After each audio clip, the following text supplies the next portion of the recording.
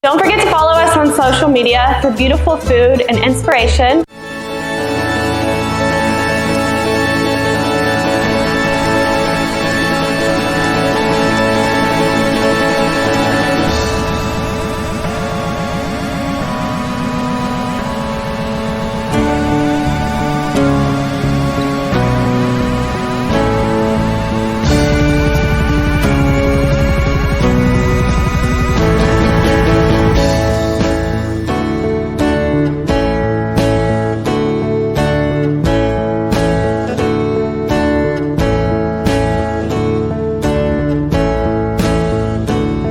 See the same people every other day, but we never say hey, cause we're never looking the way, or my face was in my notebook.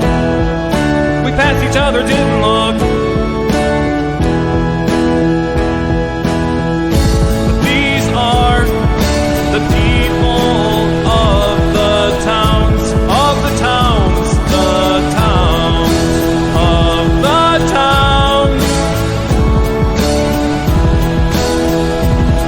And large cities are just a bunch of big small towns, big small towns, overlapping side by side, big small towns.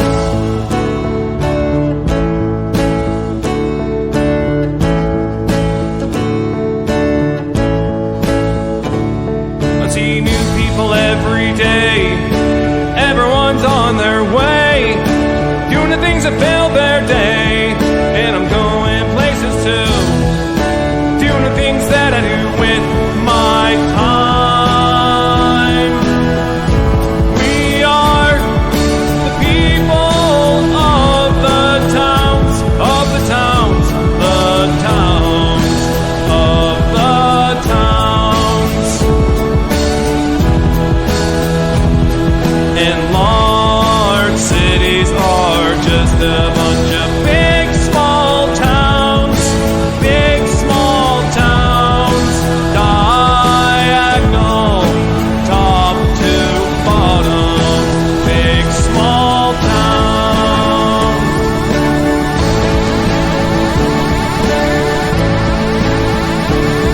Be nice to the people of the towns. Once in a while look around, cause what's going around's coming around. What came around's coming around. What's going around's coming around. Big, big, big, big, big, small towns.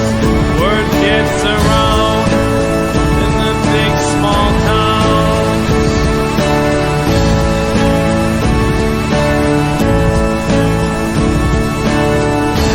Big, big, big, big, big, small towns. Word gets around in the big small towns.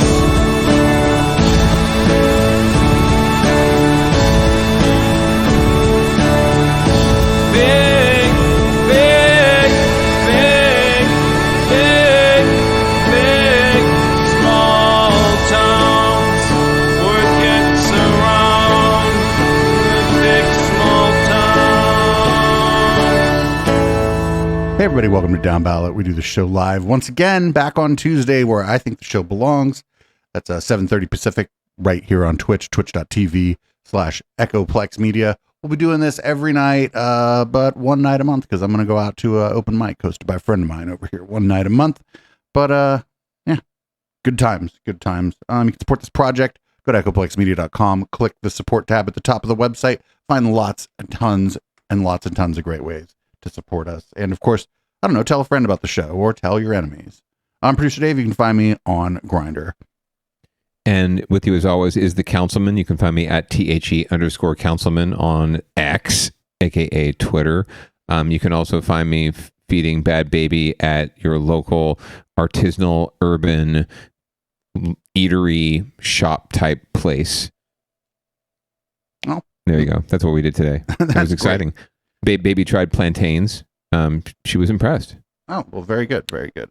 So this first story for leading off is a bit of a crossover, a bit of a crossing of the streams, as we might say. Be careful. Brothers reunite a 1960s San Jose rock band after they split up because of the cult of Scientology. This is very down-ballot-y, but mostly just very Echoplex media.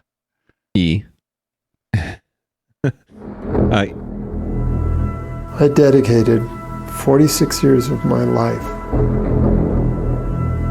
to Scientology.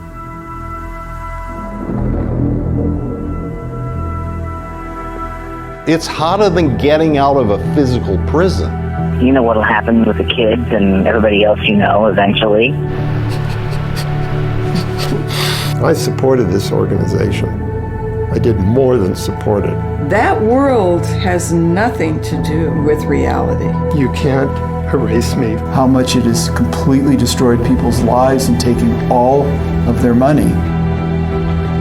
I always assume Scientology It's Tony. is trying to mess Hi, Tony. with me. I'm not going to ever see you again before you die. I mean, of course he has a hit record. Could we introduce you individually and then we'll do a little talking? Okay, Jeff. But because of Scientology, we got pulled out of our careers.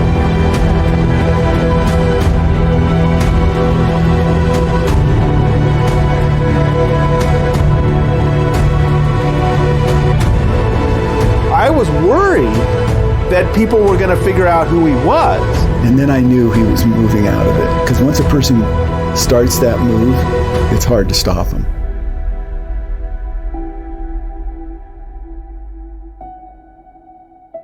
So I'm totally going to watch this documentary, but also I'm totally going to try to get these guys on for an interview. My God. That'd be fabulous. It'd be a nice return engagement of special engagement of local love. Yeah.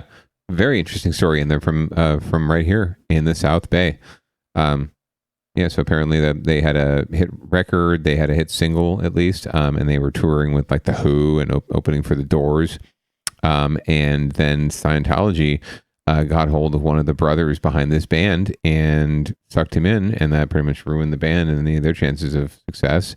But also caught his family up in this basically 50-year entanglement and mess that he finally did apparently get out of, but without a lot of heartache and pain. But this is the documentary that tells the tale. So kudos to you, Producer Dave, for finding the Mercury News story that covered that and then led me to the trailer. But I'm looking forward to that as well. We should absolutely get them in for an interview. Not for nothing, they showed someone on screen on that. We've interviewed. So Is it Tony Ortega, who does the Underground Okay. Bunker, we've interviewed. The thing that I hope, they seem they're pretty grounded in music and in their family, but I hope they don't end up in the anti-Scientology community, because that shit's a cult all its own. Hopefully they land okay and end up just kind of playing some gigs and doing their thing instead of becoming anti-Scientology crusaders, because that doesn't go well for a lot of people. Not because it's bad to crusade against Scientology. It's just that you get mixed up with a bunch of people whose primary goal is the clout chase, not to really help anybody. Is Leah Remini sort of part of that, or would you not consider her part of that? She's sort of reverse cult. She's very much an enabler of it. I don't know if she's really aware of what she's doing, but Sure. you give, these people spend most of their lives in a cult, so you do give them some latitude to screw up or whatever. But Right. the communities around anti-Scientology, especially the ex-Scientologists, they brought a lot of that in-group out-group mentality of the cult with them to their communities, and that's quite bad. So the folks you're talking about haven't simply just extricated themselves and escaped from Scientology. They are now actively campaigning in various ways against Scientology. But then they form the problematic thing is they form cliques within that. Mm-hmm. And then they start behaving the way that the cult did in a lot of ways. We talk about that a lot on Thursday nights, actually. There's one guy in particular I've been going after. And then in a very un-Scientology, turn of events, I got kicked out of all the anti-Scientology groups when I went after one of the people in the anti-Scientology community. Very, very uncult-like of them. Yeah, you weren't brainwashed enough, Producer Dave, before you found yourself. So that must have been the problem.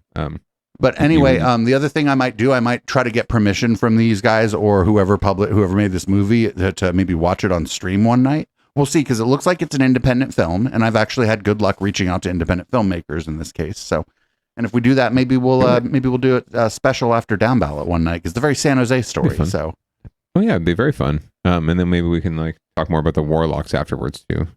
Yep, aka the Grateful Dead. Also formed in San Jose. All right. Well, thank you for finding that leading off story. I thought it was fabulous and a really great way to, as you say, cross the streams, and to remind everyone that there is a broad network of programming here on Echoplex Media, but it all comes back to that Sunday show. Please tune in and watch the derp unfold. That's really where Downballot started. It's where most of the content that you see on this wonderful network originated. So please tune in.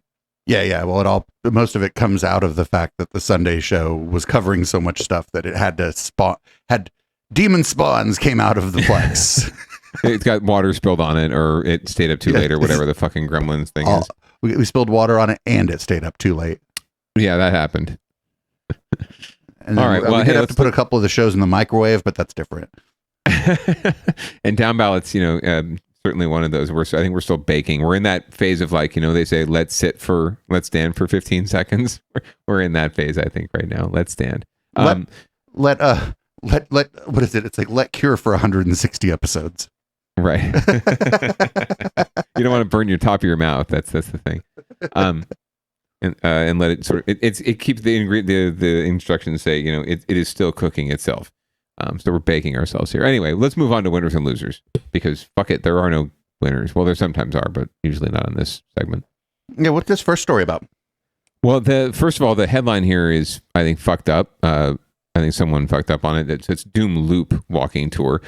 So looks like we're going to have a series of stories here in Winners and Losers about San Francisco and the perception of San Francisco, both locally and globally and nationally and whatnot. But apparently an SF city official got themselves in a little bit of hot water because they were offering what they refer to colloquially as a Doom Loop walking tour, not a Doom Loom walking tour, Doom Loop, and not a loom of string or whatever. They're not sewing anything. It's not a sewing or a fabric, a garment district tour, right?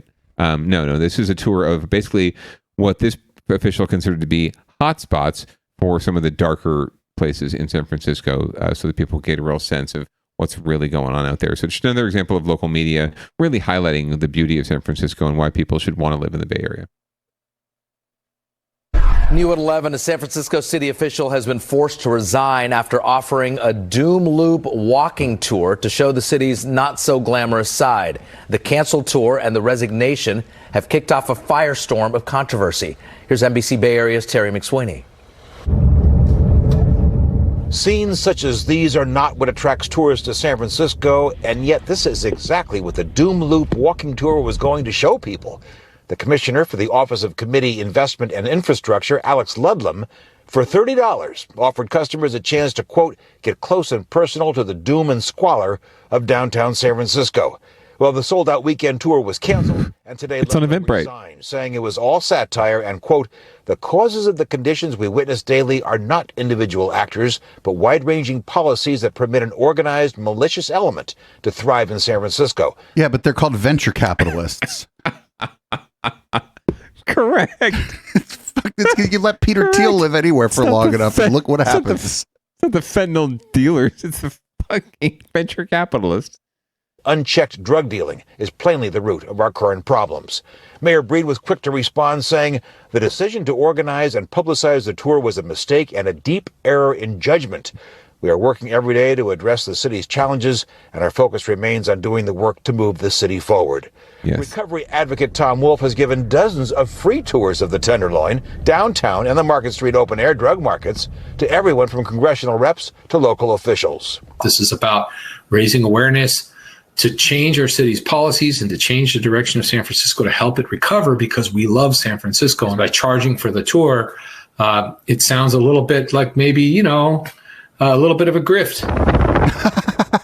And I'm wondering why I wasn't charging for my tours. Tenderloin walking tours, and says satire does not work in the current situation. We're in a very serious epidemic. We're in a very serious crisis. We don't need this political footballs going back and forth across the field while we're dealing with Tyrone and Sheila who are laying on the damn ground. The tour may have been more for local consumption because the tourists we spoke to at the Powell Street cable car turnaround were not interested. It seems that there's happier things that we could be doing with our time. Yeah, and if we came here to see the city in its light, not its darkness.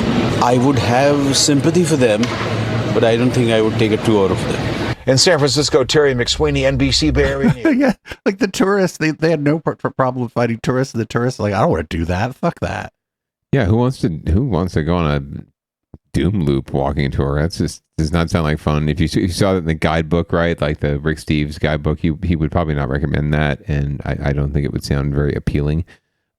So yeah, don't recommend paying the $30. Although I feel like the guy who was not charging and was offering like a legit tour, he really should be charging, right? Like they can make a little money apparently off of this action. So, and it wouldn't be a grift; it would be a legit tour, right? So. Yeah, very interesting use of time here.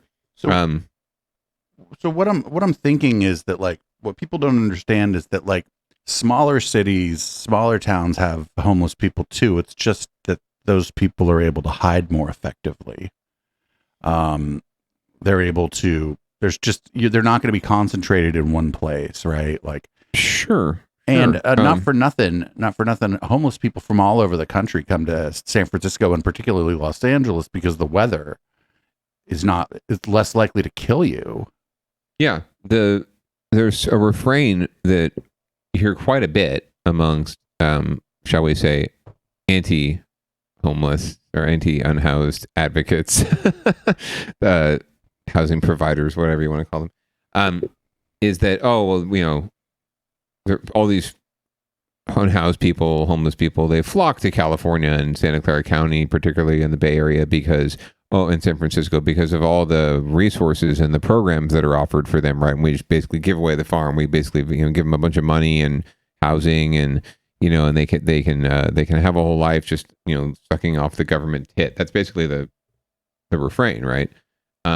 But really, it's just because we have really fucking nice weather. That's all there is to it, right? And when you're in a city, right, a major city, a metropolis, a Bay Area like we have here, there's just more opportunity to do what you need to do to survive, right? To find money, resources, whatever it is, a place to stay, by asking, by panhandling, by just being around a bunch of people, right? And being in consort with a bunch of other folks who are facing the same dilemma that you are, right? Strength in numbers, right? So it just makes sense that you're going to see more folks who are unhoused in urban communities. Plus, again, a lot of them, 80%, over 80%, 86%, I forget what the study says, of unhoused people, their last address was within the county where they're currently residing, right? Like, so yeah, it's not like it's not that it's the majority. It's just that it's more that it Mm-hmm. If you're somewhere where it snows and you have an opportunity to go somewhere where it doesn't snow and you're going to be unhoused, whether you're in one place or the other, you're going to do everything you can to get out of the place where it snows. Yeah. Because you're going to die in the place where it snows. Right. And you're also just not going to see, there's not as many people. Right? It's percentages too, right? There's, and in towns like that, like in the Sierras, right? Like they don't have thousands of unhoused people. They have, Jane or Joe, the homeless person, right? Like they probably know these folks personally, right? Like the folks that are in their communities. But it's percentages, right? We're very, very populous area. And so, when there are economic shifts, major economic shifts, and when we're not building enough housing to support the sheer volume of people that are living here and working on all sorts of varied levels of income, this is what you're going to see. This is what you're going to see. And it doesn't have to be, and it sucks, but it's the reality. It could be another way, but like I said at the beginning, and it was funny, but it's true. It's like, the worst people in the world. I'm like, you're talking about the venture capitalists, because exactly. What is like I said it to somebody on Facebook today. It was some asshole that works at Apple who, because I said, I put up on Facebook, I'm like, oh, it's interesting that some people's whole ass personality is hating San Francisco. And then like I had summoned him, some motherfucker who works for Apple comes in, blah, blah, so it used to be a great city, blah, blah, blah, blah, blah, blah, blah, blah. And then I looked and I'm like, oh, you people, you're one of these people. You all are so poor that all you have is money. And like, it's like, yeah. And how long have you really been in San Francisco anyway? Like, it was so great 10 years ago when I moved here. It's like, come on, man. Well, this person was from San Jose. Oh, so, well, that explains everything. Yeah, yeah. And I mean, like, whatever. Like, but like San Jose is going to have a different type of problems than San Francisco does, and not for nothing. Like, there's people complain about the homelessness and almost non-existent crime here in San Jose too. People are, there's just always, it's always going to be hyped up. And for San Francisco specifically, San Francisco has been, in the 80s. If you remember, the thing about San Francisco in the mid 80s was that you go there, you get AIDS, right? And then the homophobia just continued on, right, about San Francisco. And then the homophobia kind of fell out of fashion. And then they're like, oh shit, there's homeless people there? It isn't just the Castro? And so like, oh, we still hate San Francisco. It's like, it's San Francisco's kind of always been for like, people from outside of the city and more broadly outside of the Bay Area. It's always been a thing that they think they can kick. Yeah. Well, that's a great lead into the next story, honestly, into the series of stories we have here. And apparently public perception nationwide, as you've elucidated already, is sort of set against San Francisco. San Francisco's like in the hole before it even gets out the gate. And that's unfortunate because it's a fabulous city when it comes down to it, and there's a lot of great things about it. But apparently nationwide attitudes are not necessarily similar to that. And a lot of folks out there, maybe not a majority, but a lot of folks out there have not so great perception of San Francisco, and now they're kind of fighting that. So we're going to learn more about that from KTVU. A new survey shows that nearly half of Americans think San Francisco is an unsafe city. The poll looked at 16 large U.S. cities. San Francisco, one of the places where perception of safety has fallen. KTVU's Christian Captain spoke with visitors to get their take on the city's image. San Francisco is known worldwide as a tourist destination. That reputation is part of what drew nearly 22 million visitors to the city in 2022. But a new Gallup survey shows that 46% of Americans think San Francisco is an unsafe city. San Francisco's mayor's office has said she's focused on safety, but that the results of the survey have a lot to do with partisan media and right-wing attacks on the city. The survey shows nearly 75% of Democrats feel San Francisco is safe, but only 32% of Republicans feel the same. Visitors to San Francisco say they've heard reports of chaos on the streets, but didn't find it when they saw the city for themselves. I've heard stories that the homeless are really high here, and then like the crime rate is getting really bad in the last few years. But that's not what you found, huh? That's not what I found, no. It's been a great experience. It's a reputation that is even spread overseas. With the cars, robbery in the television, we saw it, but I think the city is easy. The head of Travel SF Stuttgart's a rough place, actually.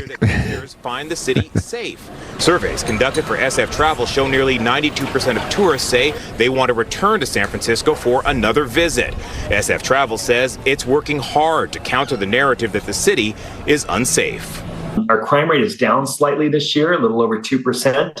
And San Francisco is a safe city. The challenge we have right now is perception. There's a lot of people out there and on the internet who are blogging or sending videos that don't like San Francisco's politics, don't like San Francisco. The Hotel Council agrees there's work to be done to improve the city's image. Alex Bastian says that's part of the reason the hotels have joined together, combating crime and making sure visitors have a safe trip to San Francisco. We are taking it upon ourselves at the Hotel Council and as a hospitality community to work together to share information, to build cases on repeat offenders that impact the hotel. Whoa, no, don't want the private hotel cops, Of 16 major cities across the country, Dallas, Texas was the most broadly perceived as a safe, big city. Detroit, Michigan came in last on the list. In San Francisco, Christian Captain, KTVU, Fox 2 News. I wonder if Dallas, Texas, or San Francisco has a higher violent crime rate, because every time we look at those, San Francisco's like right in the middle of the fucking pack, right? Like when you compare it like with what we consider to be like large cities, San Francisco's always like right in the middle of the pack.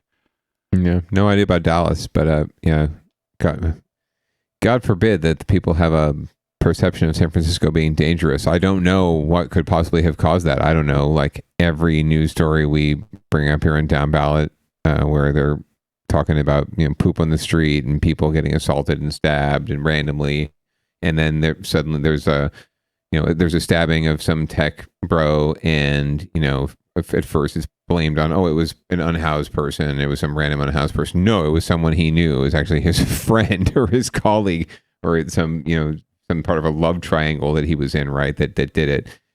Right. But the news, the local news does, and the good folks at KTVU and everywhere else that we run clips from.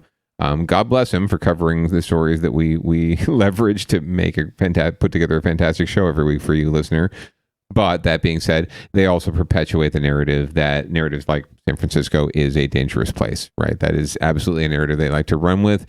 There's a whole series that Begad Shaban and his crew, right, at NBC Bay Area did on some poor random dude, one random unhoused dude who has legit issues, right?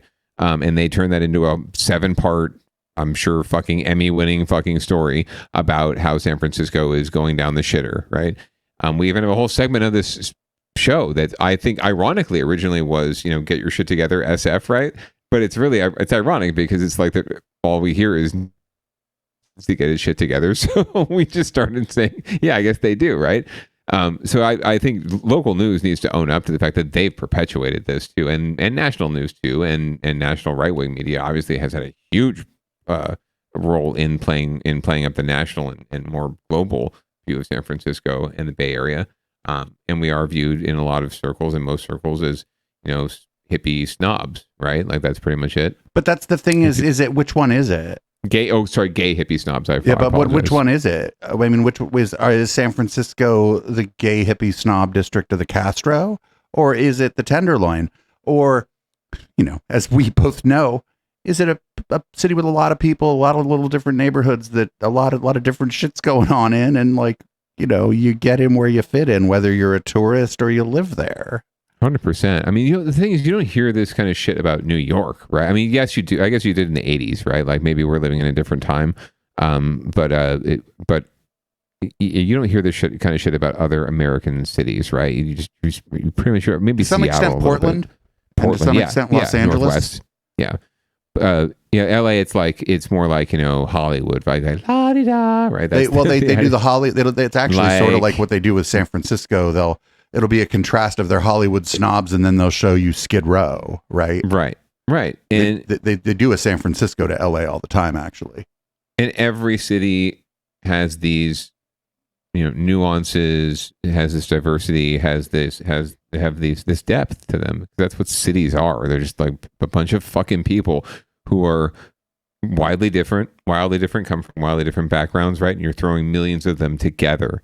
Especially here, right, in America, where we are, like, I don't want to say the melting pot, but I don't even think it's a melting pot because we don't really melt, right? We still kind of we're like oil and water. Like salad bowl, more like. Yeah, they throw us all together, but we're all kind of still our own little thing, right? And you take you take one ingredient out, and the salad just doesn't taste as good, right? Right. But that's sort of what we are, and the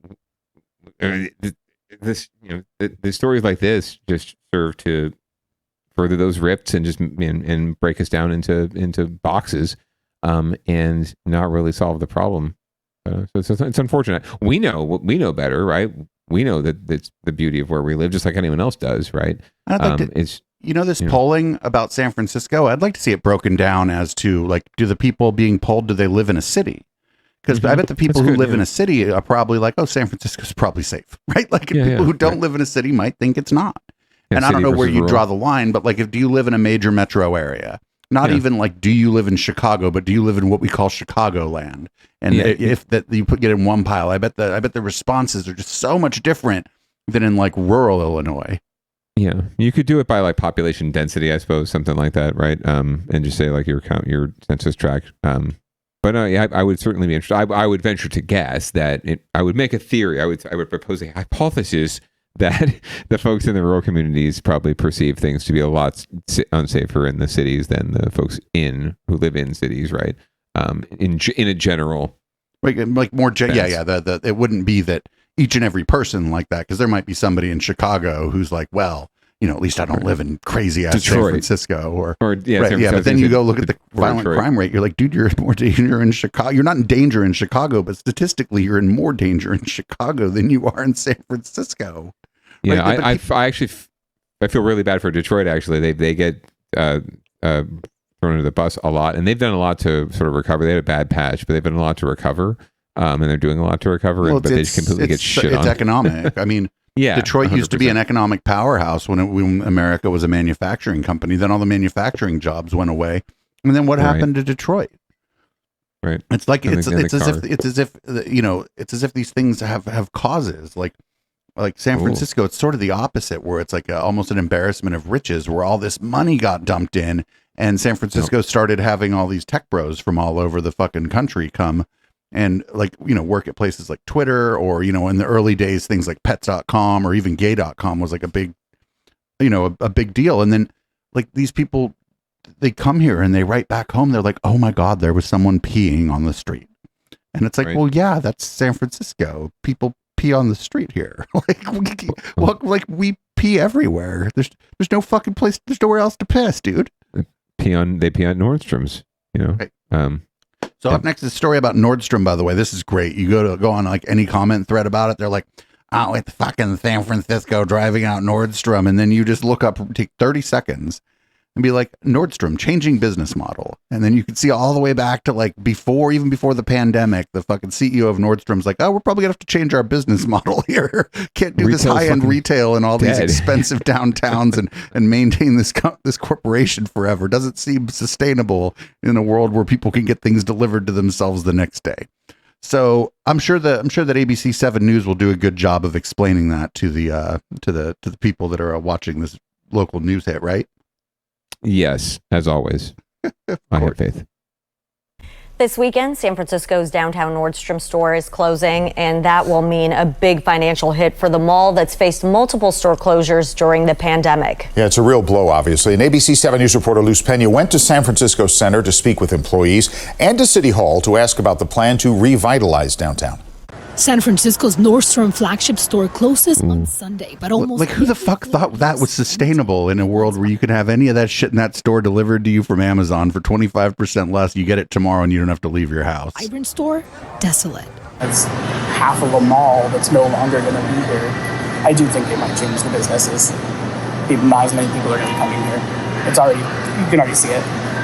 It's unfortunate. A blow for the city's largest mall just months after Westfield pulled out from operating the shopping center. This Nordstrom employee who did not want to be identified said foot traffic has already decreased. It is definitely partially due to the crime in the No, it isn't. COVID has a big impact on a lot of businesses too. The latest city data paints a picture of declining business. Sales tax revenue for the South of Market neighborhood the mall is located in has seen a 25% decrease from the first quarter of 2019 to 2023. The city's executive director of the Office of Economic and Workforce Development says the way people shop now has changed, and downtown will also need to change. What we're seeing out there is that younger people, particularly when they come to the city, they want to see new concepts. The city's planning store pop-ups in the area, but also has a plan for the mall. We're hoping that in the short term, we can bring those vendors down to ground floor where they have visibility and access to the public. One of those concepts is a soccer stadium. San Francisco's Mayor London Breed confirmed the city is still in early preliminary stages, working on a feasibility study in the area. It's not just a plan for a soccer stadium. It's showing people what is possible. That we're starting to think about what is downtown in light of the challenges around retail. And to help downtown recover, more changes are necessary. The mayor's office confirmed they're working on changing laws, reforming taxes to attract more businesses to this area, as well as keeping the streets clean and safe. And just days before Nordstrom closes, a new IKEA store opened in San Francisco, bringing hope and excitement to this area. IKEA opening, I think, is a game changer. In San Francisco, Luz Pena, ABC 7 News. So chat's speculating. I think one of the main things, Nordstrom, like I said, they're just on the record as saying they're going to change their business model, do more drop shipping, do more online sales. I mean, how many square feet did that thing had to be? Like 25, 30,000 square feet, right? Just for one fucking store. Like what was the lease on that? And then like the clientele for Nordstrom is aging, right? They're not like it's an aging clientele. I could show you something that the bad baby got from one of our well-meaning older friends from Nordstrom. It's adorable, but it's one of those things we're going to probably put her in, take a picture, and send to the person, and then never ever look at again because it's horrendous. But anyway, long story short, yes, it's just not. It's frankly none of it is large scale retail soccer stadium where a department store used to be. You have to start thinking of like, what the fuck? Who the fuck's bright idea was it to take up that much space with a single department store in the first place? Like, At the time when that Westfield, or that it wasn't Westfield at the time, Westfield didn't exist, but when the San Francisco Center was built, it was state of the art, and it was sort of state of the art for retail at the time too. This was pre-Amazon, it was pre the model we have today, which predates COVID again, as you astutely pointed out.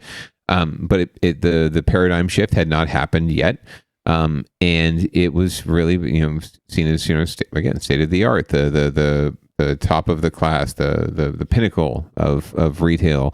And I remember distinctly as a kid going there with relatives, maybe my grandmother, and shopping, and just be honest with you, like I really never cared for shopping. I fucking can't stand going to malls most of the time, except for really specific things that I need, and even then I hate it.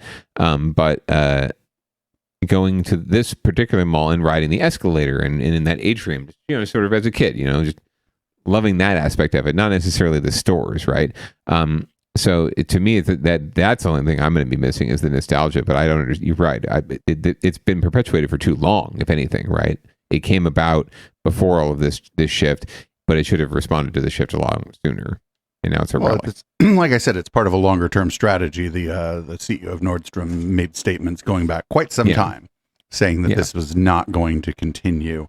I think they should, before they do anything, they need to film a zombie movie in there. That'd be kind of cool, right? I have to say, I want to say a film was shot there of some sort. I don't know. I can't imagine there not being hundreds of films where there were scenes in that Nordstrom. It's very cinematic. It's very cinematic. It lends itself very well to that. So if anything, like to be honest with you, like that's something I would think about is, fuck the soccer stadium. I mean, God bless football and soccer and all that, but forget a soccer stadium. Let's turn it into some sort of arts and cultural community center, and rent it out as a set for movies. Right, because like with all that, right? You're talking about the atrium. That's basically unusable space in that building because it's open air. Whereas if it was built out to as a regular office building, that atrium wouldn't be there because there'd be floors. Like there'd be correct levels of the fucking. There'd be floors there, and it'd just be like an office building. So either you have to radically redesign that building to make it so you can do like office building or mixed use, or, retail and residential, or you have to do something creative with the space that already exists there. Because that space was custom built for Nordstrom, for a version of Nordstrom that fucking no longer exists and probably can no longer exist. They're moving to more of their they're opening more of the Nordstrom Rack stores, which are more like a regular department store. So they have to do something with it. I still say zombie movie. Before you do anything, film a fucking zombie movie in there. Hashtag zombie movie Nordstrom's. Let's look at what they can do to repurpose it first before they decide to tear it down and build a soccer stadium, another stadium. Well, yeah, and I mean, tearing the building down is a huge pain in the ass, but they're gonna have to do something. Yeah. They can't just make that regular retail space. It was custom built for there's no way that wasn't custom built for Nordstrom at a certain time to look a certain way. And what is they'd mentioned IKEA. Would IKEA move into that space? No, because the lease would be too high and there's not enough usable square feet of floor space. And IKEA has very specific, I'm sure, requirements, and they probably want to have their own build going on of their space because, have you been to IKEA? It's very much like a controlled environment.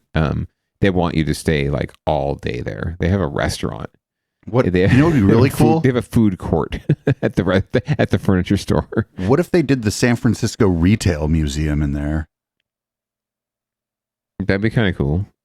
Yeah, why not? But then that's not a real money making adventure. Well, but it's it's so part of cool. it's a wing. It's part of it, right? Like we have to see the bigger picture of how spaces like this can be used for a variety of purposes. But it just takes a lot of work and partnerships and collaboration to do it. So let's think outside the box. So let's start, I guess there's plenty of room in there to put a movie theater in.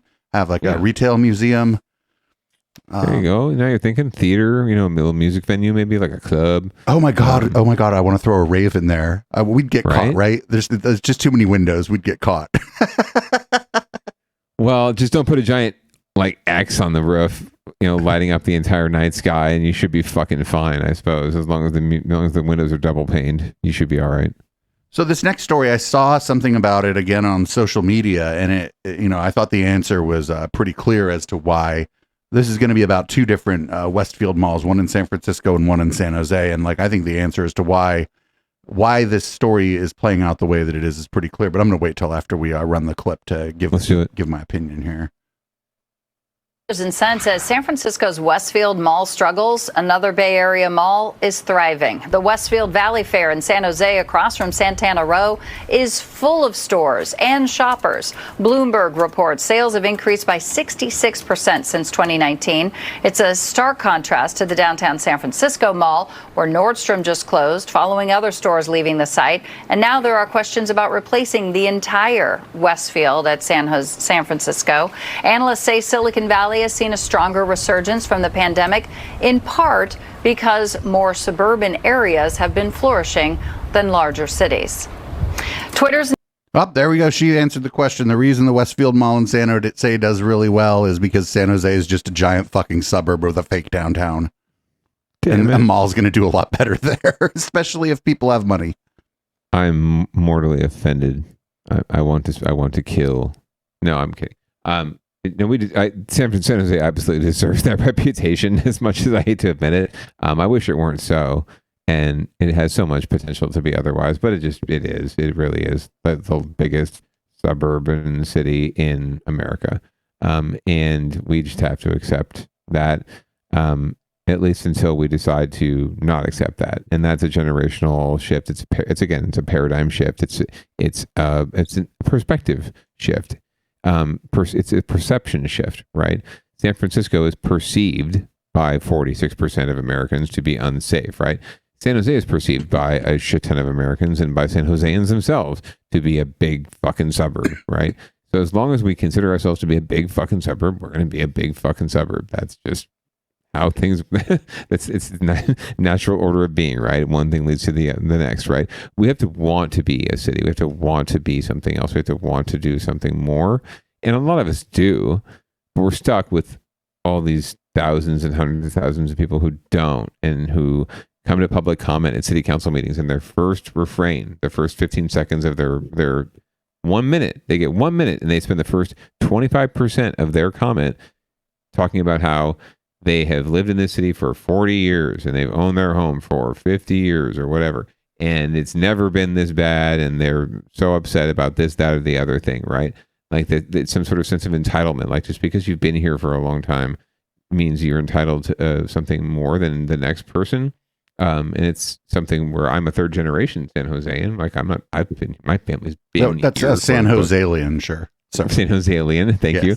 But my family's been here, right? But I don't make that. I don't take that as a sense of like privilege, and I don't expect anything for it, right? It's just more like that's who I am. That kind of helps define me as a person. Not for nothing, but like the Valley Fair was there for a while, but as soon as the plans for Santana Row went up, they basically the city basically urban planned that whole area to be an upscale shopping area, yes, in a way that's you can't do on Market Street in San Francisco, because you just can't. Yes, there's actually an urban use land use designation in the general plan for that area, those spots. I honestly, I'm so awful. I forget the specific one, but it's not destination retail, but it's something like that. It's like major retail or regional retail, something like that. Is the urban land use designation or the land use designation for that space, urban retail. But I mean, if so you you're just look absolutely at right, they did that. They did that exact thing. Yeah. Like if you just get old pictures of Valley Fair before Santana Row was there, and then you get pictures of Valley Fair after Santana Row got put in across the street, you're looking at two different shopping centers. I'll give you one better, man. I used to, I tell my wife this all the time. I used to go to Valley Fair with my grandmother when it was an outdoor mall. It was just two sides of a strip mall outdoors. Like there were no indoor corridors at all to get like, I think tennis shoes. There was a tennis shoe shop there that was not like, it was called like Stride Ride or some shit. It wasn't even like a legit, Foot Locker or one of these places we go to for shoes today. It was just an independent foot store, right? Or shoe store. But it was at Valley Fair, and it was an outdoor mall near her place, and we'd go there, and then we'd go to like whatever the burger barn for burgers afterwards, and that was life, right? Ho hum. But now I go to Valley Fair, and it's like Italy and like Shake Shack and like three or four different corridors inside where they trap you in this like world of commerce and expect you to just spend all of your money and your time and your life there shopping. Right. It's like just, almost like a. It's almost like painful. It's almost like you could spend a whole day there, and that's the point. You could get tacos and you can get beer. I mean, and tequila. Oh, to be fair, I like their little. They got this little beer booth right in the middle of like the walkway. What I used to like to do, like I'd have all my shopping done on Christmas Eve night, and I'd just sit there at that and just get trashed and watch all these panicked people trying to buy some shit for Christmas the next day. I need the chubby wubby. No, I need the chubby wubby. My child needs the chubby wubby. You don't understand. Well, you didn't see that, right? Because it wasn't like in a retail store, but you could see the panicked look on people's faces. Well, they're panicking about they're anticipating the conflict that's going to happen when they come across the last chubby wubby, and the other parent comes across it too, and they're fearing that moment. They would love to walk into a store and there's just chubby wubbies wall to wall, and they can just grab whichever one they want. Their kid will be happy with it, but no, they need the specific fucking chubby wubby, and there's only one left, and that's their fear. And you're right, you can see it in their face. It's like, so at a different Westfield San Jose shopping center, one that I used to live just around the way from, they've opened, imagine a Taco Bell, but with a bar. That's probably in a help. mall. This is a recipe for disaster. I don't know, man. That might help with like commerce if they're trying to stay open, but let's find out. Cantina is now open in one of San Jose's busiest shopping malls. Today's grand opening showcased what's different about the new store and what it means for the future of shopping malls. KTVU South Bay reporter LaMonica Peters live tonight in San Jose with more on the story. LaMonica. Always looking good. And now you know why I put this in the docket. My very first job was at a Taco Bell inside of a mall, and never would I have imagined that I'd be sitting at a patio with a fireplace, drinking a drink like this, no alcohol, at Taco Bell. Things change. People like to party, hang out. I think it's just a vibe. The newest Bay Area Taco Bell Cantina is now open in the Westfield Oak Ridge Mall. Yeah, they were like, we got to wait till Dave moves to open this, all right? San Jose. It has Otherwise, he's going to be there all day. Display case, a pickup window, serves alcohol if you're over 21, and an outdoor patio that seats 24 people. I take my teenage daughters to the mall all the time, and my wife and I can just sit here and chill at the get drunk with our favorite beers and this double shot margarita right here. That's a double shot in that. Near the Century Theaters. Get like a fucking you'd have like problems with the sugar in it before it gets you drunk. Yeah, I would only taste the sugar probably. Enjoyable and affordable. Like a hot dog that's almost stale is going to be like $6 to $7 rather than like you can get a taco for $2. Retail analysts say getting people back into the malls and movie theaters has been a struggle over the last 5 years or so, especially after the pandemic. Director of the Retail Management Institute at Santa Clara University says restaurants like the Taco Bell Cantina are a growing trend. So I think the notion of a mall as just a place where you go and shop is transforming away from a mall as a place where you go, get entertained, and you have food and a combination of these things. And that's what you're seeing here, why they're locating next to that movie theater. One woman says her daughter loves to eat Taco Bell and she likes having other alternatives at today's shopping malls. When we were kids, there was just the mall and you'd see Sears, and now Sears closed and now you have that UFC gym and it's a pretty good place. There's even a ranch market. Now, just to be clear, my drink is virgin, but you can add shots of alcohol to this. And because today is the grand opening, they are selling food and alcohol here until midnight. Now, they're also giving all guests who come by here tonight a chance to win free food for an entire year at this Taco Bell. LaMonica Peters, KTVU, Fox 2 News. Okay, so I've changed my mind. I was like, this is going to be a disaster, and then I thought of an Applebee's. You're going to get a much better experience at the Taco Bell Cantina than you are going to get at your average Applebee's. Oh, and your dollar is going to go a lot further. I guarantee it, man. Like, who wants to spend $18 for a burger and fries, right? Plus tip and plus tax when you can go to Taco Bell, like the lady said, and get a taco for, well, I guess $2 now. Jesus Christ. But still, definitely a much better deal for your pocket. Before we just delve into really briefly, just the beauty of the concept, can I just point out LaMonica Peters just looking great. Her eyeshadow matched her dress. Oh, she dripped. She just got drip. Yeah. Which, by the way, like that was like Taco Bell's brand color too. That purple, that's the Taco Bell brand. That may have been a coincidence, but also somebody in the chat mentioned that she's got a really good like news voice. She's 100%. I hope she's going places. I really hope she's going places. She's going Vicky Wynn places. That's what I'm saying. Like, Vicky Wynn, everyone, quick shout out, NBC Bay Area now on the Today Show. So just pointing that out. LaMonica is going places. She wants to go places. She, as we've said in the past, she may be the hardest working person in Bay Area news too, because there have been dockets we've put together where like every third story has been presented by her. Well, she learned how to work hard at Taco Bell, obviously, at her first job. So good on her. What? On the other thing, I'm kind of mad. I'm like, you know what? Let a girl have a drink, right? Unless maybe she doesn't drink. I find that a little sus. I have to believe that there's something in that that she's doing on the side, and that's fine. Or maybe she doesn't drink.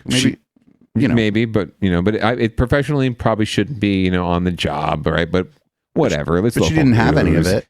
Like a fun segment would have been like, and now I have the rest of the night off, and I'm gonna enjoy this margarita.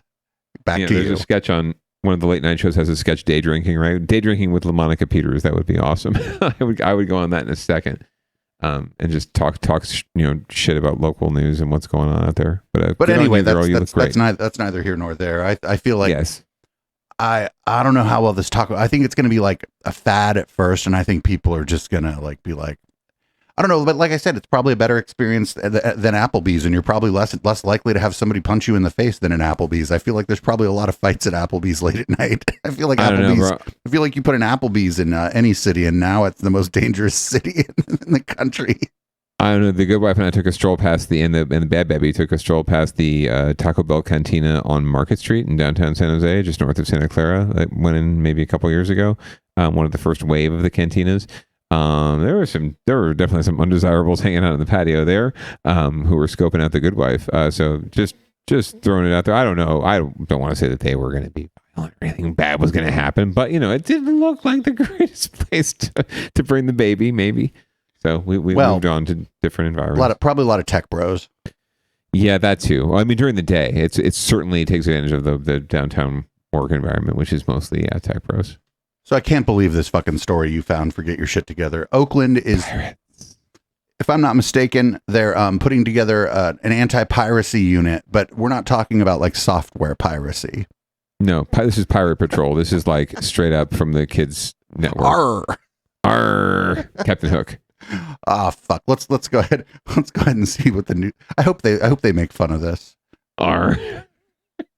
And we told you yesterday about a pirate problem now plaguing the East Bay estuary. Over the last 6 weeks, there's been a rash of thefts all along the water in Oakland and Alameda. Ann Makovic has more on how the OPD is now stepping up patrols by boat. Yeah, you can call it the Pirate Patrol, which sounds kind of cool, but unfortunately it's seriously outnumbered. There's only one officer currently assigned to the Maritime Unit full-time in Oakland. Officer Kaleo Albino spent 10 years in the U.S. Navy before taking this assignment with the Oakland Police. He patrols the estuary, making sure boats are operating safely and have the proper permits, but lately he's been keeping an eye out for thieves. This summer has seen a real uptick in stolen motors and even full boats being taken. He's training 10 officers now to expand the unit, but he has this advice for boat owners in Oakland. Please secure anything of value, and that includes small outboard motors, because that's what these thieves are tending to take, is anything that they can pick up by hand and load into a small 8-foot dinghy, and they are in and out within a matter of seconds to minutes. It is a problem that people who live along the waterfront know all too well. It's every week. It's every week somebody's missing something from their boats, or either their dinghies, their outboard motors, or from their cars. Now, the people who operate boats along the estuary say they're doing all they can to keep an eye on each other's boats and run off any pirates who may show up. But it's usually in the dead of night. That's why police are now increasing their patrols between midnight and 4 a.m. when they have the staffing to do so. This reminds me of The Wire when they were like, hey, don't worry, we're gonna make sure you land somewhere good. Where do you not want to go? To Jimmy McNulty, and he's like, oh, I don't want to be in the Maritime Unit. And what did they do? They put him on the boat. So I wonder what that guy did to piss everybody off. Right? You notice you didn't see his face, just like with the 1,000-yard stare, probably staring off and like, what did I do to deserve this job? Yeah. Sorry, I can't help it. This almost landed on another thing because it's just perfect for that segment too, but it's really about getting your shit together, and really it's like, Jesus Christ, OPD, get your shit together. There's so many bigger fish to fry. I can't imagine the community meeting when this was announced, if there was a community meeting and they announced that this was happening. It's certainly going to come up at the next town hall with the district attorney, which I'm sure we'll hear about next week. They're going to blame the piracy on her? Yeah, probably. I couldn't quite squeeze the latest town hall on the docket tonight. It was a little more of it wasn't really a recap so much as a half-assed, half side shade story. But yeah, I think this will come up as another issue in the recall at some point. You're letting the OPD waste their time on the pirate patrol. It's like, well, I don't oversee that. No, I don't care. They're doing stupid shit and spending my tax dollars inappropriately. But yeah, maybe we were in the wrong business, Producer Dave. Piracy may be the way to go. It's not so much piracy as just, it's like, I was thinking like bands of pirates and shit, Oh yeah. Well, it's just theft. People are just like, oh, the people on boats have things too. We're going to steal shit from their boat. It's like, well, no shit. Those are thieves. Thieves right. Going to thieve. Like, they're just like on boats themselves. So therefore they're pirates, right? Like, I wonder if they were coming from by land, would they still be pirates? Yes. Still pirates. Sure. Okay. Sounds good to me. Well, shall we move down ballot? Yeah. With the last portion of our evening here. Yeah, let's go ahead and do that. We got San Francisco's teachers union accuses the school district of fiscal mismanagement. Let's see what's going on here. Hot off the presses. Harsh accusations tonight against San Francisco Unified. A coalition of teachers and parents and union members say years of mismanagement and a looming budget crisis are destroying that school district. Yeah, the group is hoping to halt the rumored plans for campus closures. Here's NBC Bay Area Sergio Quintana. Pay us now! Pay us now! On the steps of the former San Francisco Unified Schools Administration Building, a group of teachers, trade workers, and union leaders chanted criticism of the district's long-troubled payroll system. A system that's bungled payments for some employees and lost them altogether for others. Now the group says it's bracing for news on possible cutbacks by the district. We reject the notion that staffing shortages and school closures are predetermined or unavoidable. This news conference is being held in anticipation of the regular school board meeting tomorrow. One of the items on that agenda is the allocation of school district resources. A 46-page presentation by the superintendent, Dr. Matt Wayne, includes no mention of any school closures, but it does spell out the district's falling student enrollment. It also notes there are several campuses concentrated in parts of the city where students don't live, and acknowledges significant projected budget deficits over the next few years.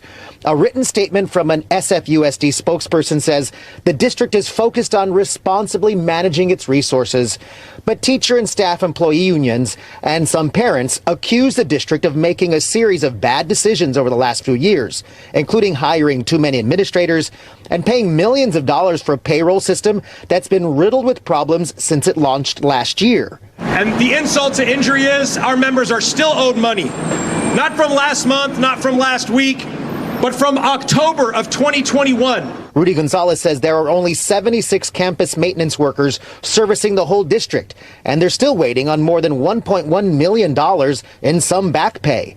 This group insists many of the district's problems need to be solved before any talk of downsizing, and they believe enrollment could rebound if those issues are corrected. Because of the way the district has managed their schools, people don't want to send their kids there. The school board meets tomorrow afternoon to begin discussing plans for dealing with the district's looming issues.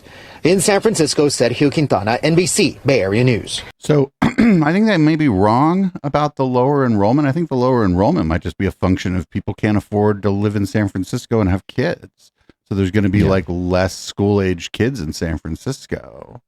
Yeah, you've got a couple competing interests here that are coming into friction, right? One is that enrollment's declining, not just in San Francisco, but across the board, everywhere, but particularly in cities where cost of living is much higher than it is in more suburban or rural communities, right? So you're seeing a lot of families having to move themselves and to uproot themselves and place themselves outside of the districts that they're in now. So you're seeing a lot of declining enrollment. It doesn't preclude those families from having the parents from having to commute back here to work, and makes it even more challenging for their kids. But that's beside the point. Enrollment's declining across the board, and that leads to declining funding, which leads to less money to pay people. And 80% of any public agency, the expenditures is people. So it's no surprise that you're seeing a crunch. Do I think that districts could have planned ahead better and should be paying their teachers better? Absolutely. I think teachers should be getting paid on the level of doctors and lawyers and all these hotshots that get, $700, $800 an hour to push papers around and speak in legalese and confuse people and shake people down, basically. Teachers should absolutely be in that kind of class of pay across the board, but it's not the district's, it's not necessarily San Francisco Unified's fault. I'm sure they have their specific issues. I'm sure they have got some problems, but it's more of a fundamental issue. It's at the state level, the national level. We're just not providing enough funding for education in general, right? And so I completely sympathize and support and would walk a picket line with teachers to get better conditions for themselves. But there's also just a reality of the fact that they're, even if districts were completely magnanimous and bargaining in good faith, there's only so much they can do. Well, it seems to me like one of the big challenges here is to make basically to on the fly make these sort of systemic changes in the district, right? They're saying, well, there's schools that are clustered together where there aren't any students, so the students have to go all the way across town. Well, okay, in a city like San Francisco, you can't just be like, okay, well, we're going to shut this school down and open another one across town. There's nowhere to do it. So it gets, it seems like it's a mess for everyone involved, but like with the declining number of students, they're going to have to eventually shut some of the schools down. It just seems like they need to be like with those projections, these plans should be like further out and like more of the maybe more of the stakeholders should be involved in trying to decide, how they're going to do this. Cause otherwise, we're just in this cycle where you don't close any of the schools, then all the schools are going to suffer from like lack of funding because there's just too many of them for the number of students.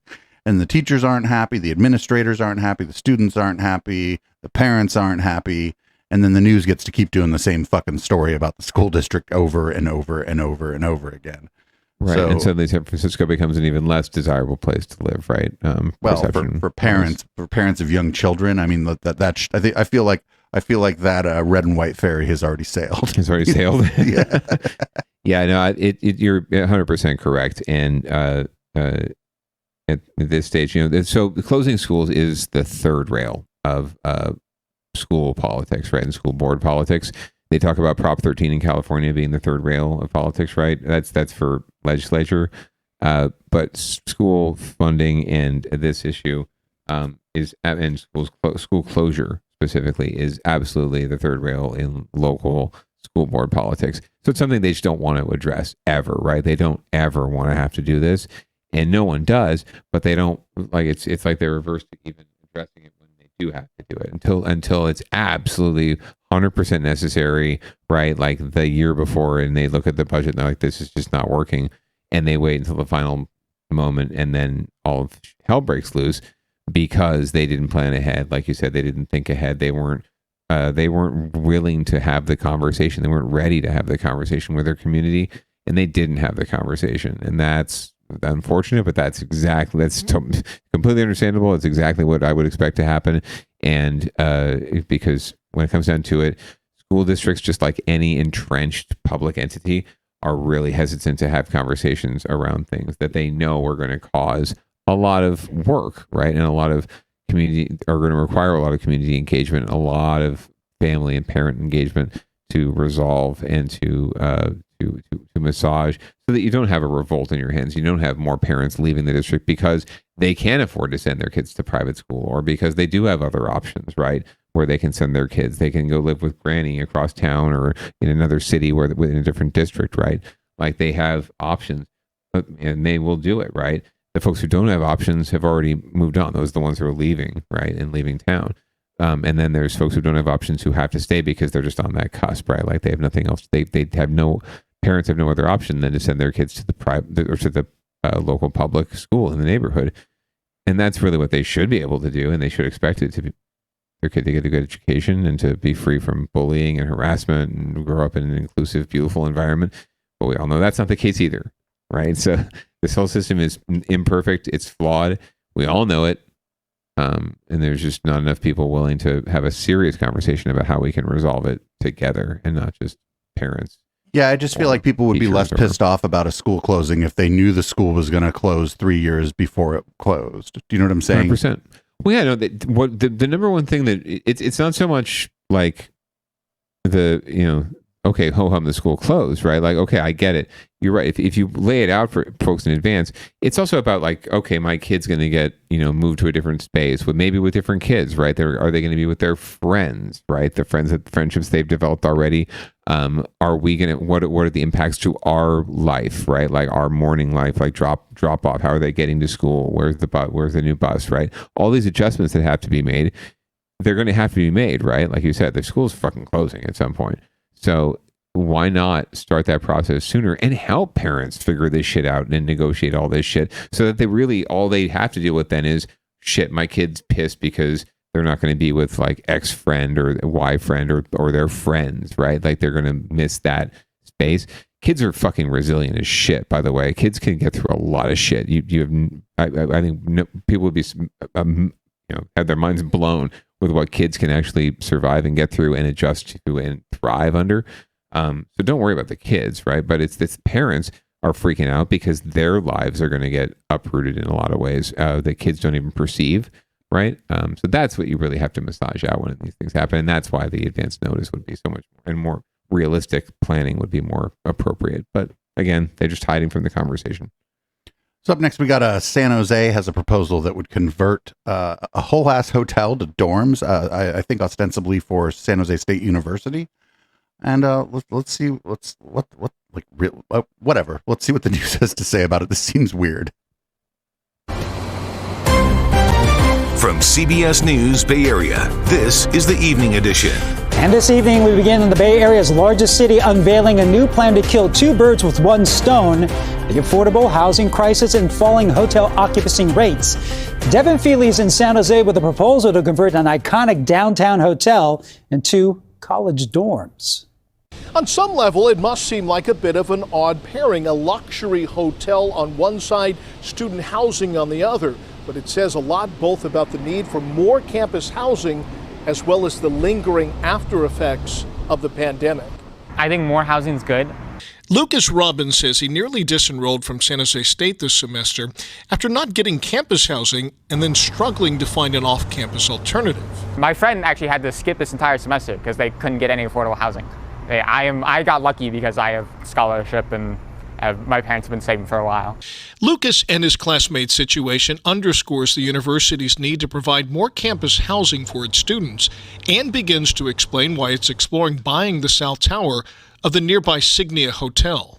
University Vice President Charlie Foss said in a statement, the university is always exploring options to increase the availability of housing for its students, staff, and faculty, adding, no transactions have been finalized.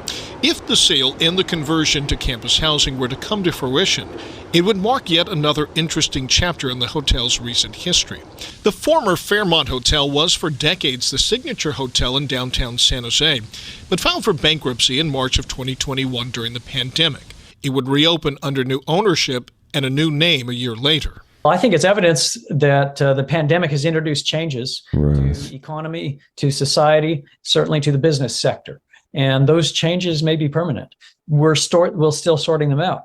But one of the impacts has been a significant reduction in business travel. The hotel's South Tower has 264 rooms. According to SJSU, the university has just under 4,300 campus beds, but there's about 150 students currently on a waiting list for campus housing. I really do like that we're at least trying to find solutions somewhere. Maybe that might not be the best place to put a student housing, but at least, we're trying to find somewhere. Do they keep the turn-down service? Applaud the university's efforts to increase affordable housing in the face of a dire need. Adding more is good, and I still think that we should also be fixing what we currently have, but adding more isn't bad per se.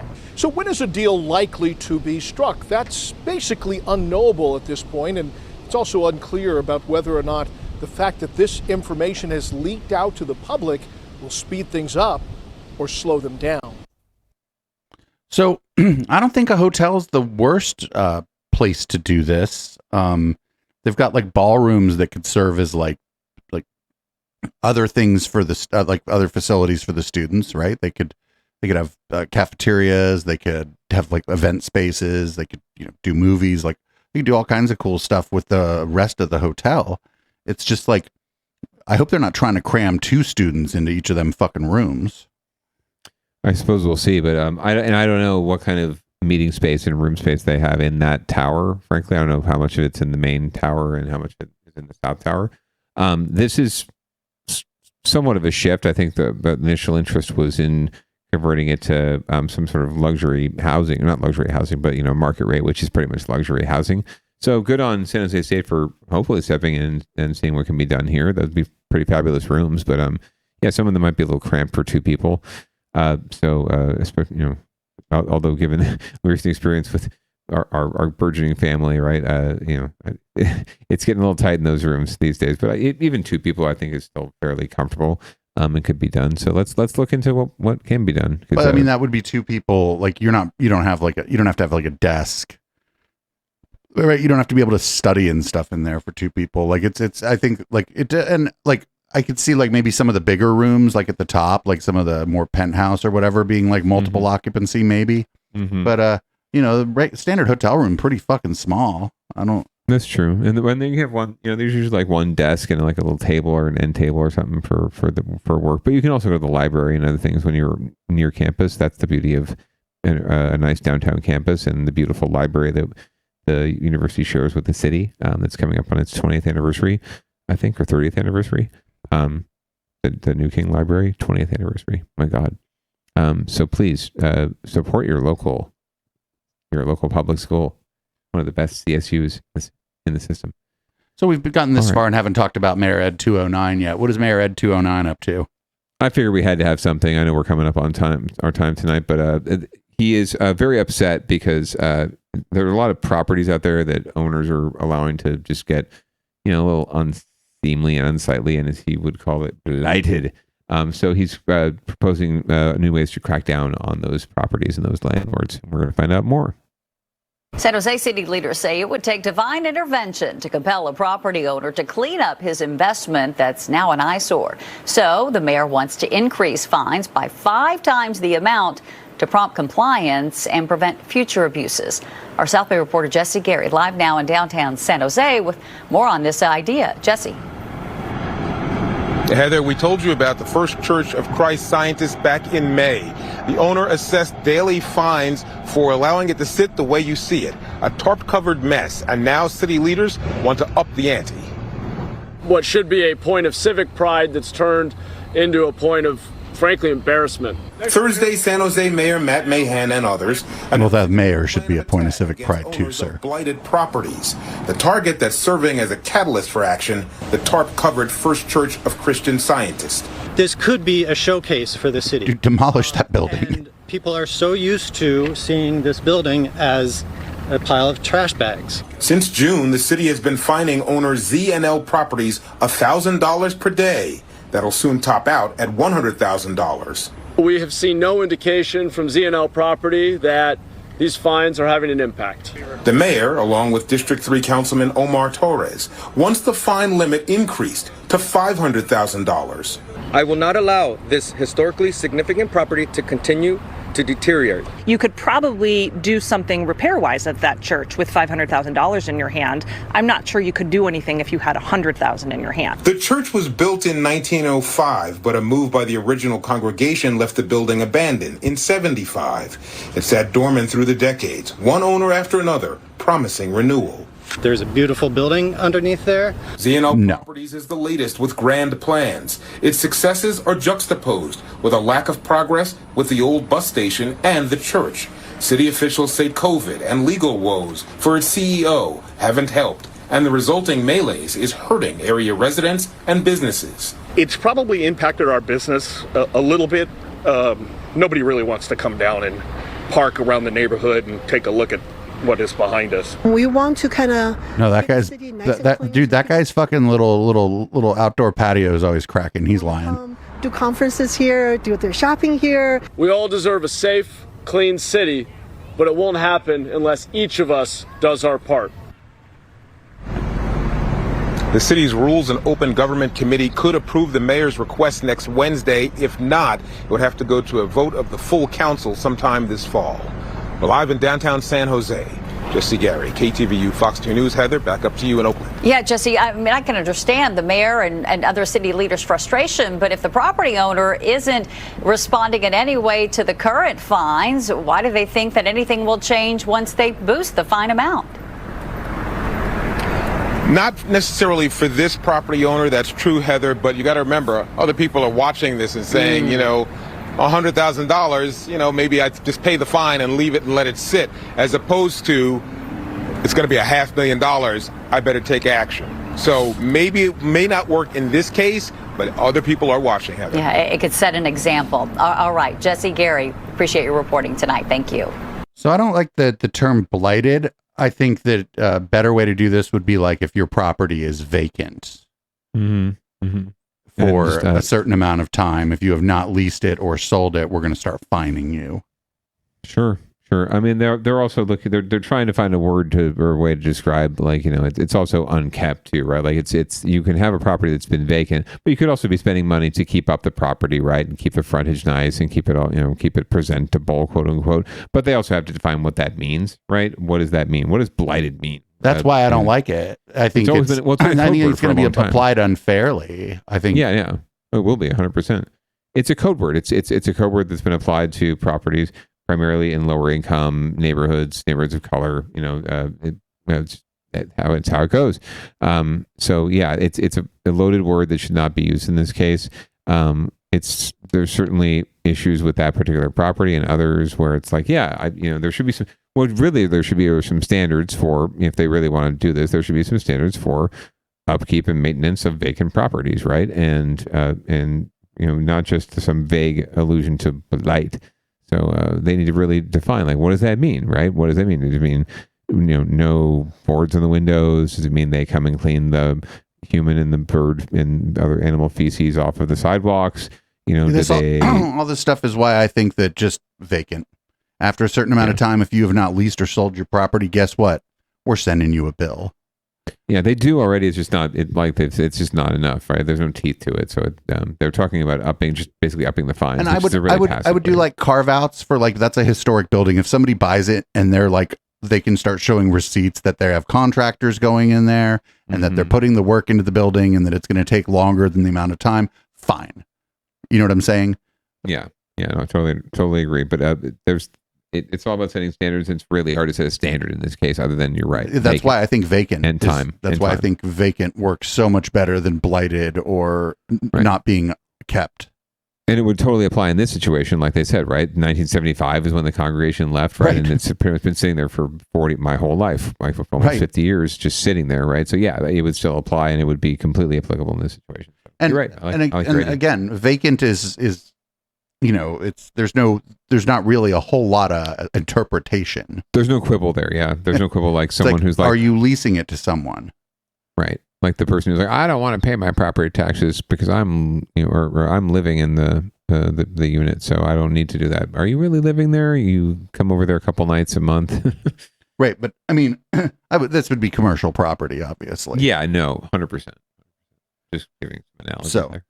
Well, anyway, we're going to move on to another thing. We usually have an animal interest story. And in this case, fuck yeah, we have an animal interest story. The otters are on the rise, not just in Monterey Bay, but also in Lake Tahoe, apparently. Yeah, here we go. The river otters are just like, they're like, get the fuck out of here. Is this a LaMonica Peters story? We'll see. I don't know. Being warned to be aware of their surroundings after 2 recent river otter attacks near Lake Tahoe. An attack last month on the Feather River left a woman covered in bites. The director of River Otter Ecology Project tells us just how rare these types of attacks are. I think it's very likely that the river otters were close to people in the river. People were floating by or swimming by, and they got close to the otters. And otters are frightened of people. Even though they look cute and cuddly, they view us as frightening, as a frightening event in their life. Isidore has advised people to leave the area immediately in the event of an attack. I wonder why they're... Yeah, right. I wonder why they're afraid of humans. All we do is tag them and bag them and put them on display and say, "Here, eat this, Fido," and jump around. Right. You know, while a bunch of babies cry behind a glass wall. I'd be afraid. Like the aliens came here once and never came back. How do you think the otters feel about us? At least the aliens could fucking leave. Right. They checked it out. And they're like, yeah, not for me. Not for me. Well, anyway, good on the otters for fighting back and reclaiming their territory and reclaiming their time. I'm very proud of them, and I look forward to covering them more in the future and to more episodes of Down Ballot right here on Echoplex Media. You want to read the show out? Oh, all right. Well, thank you, listener and viewer, for joining us, as always, back on Tuesday nights, 7:30 Pacific. We love to see you. Please stay tuned for Public Comment, the absolute best after show in the history of all after shows. And please tune in next week for the 11th best news podcast in California, according to somebody. We really encourage you to get your vaccinations, to wear masks in public. If you want to wear pants, it's entirely optional. But for now, I want you to sit back, relax, listen to Audible Smoke, play us out, and think about going to echoplexmedia.com and signing up for all the fucking things. We love you. Have a great night. Peace out.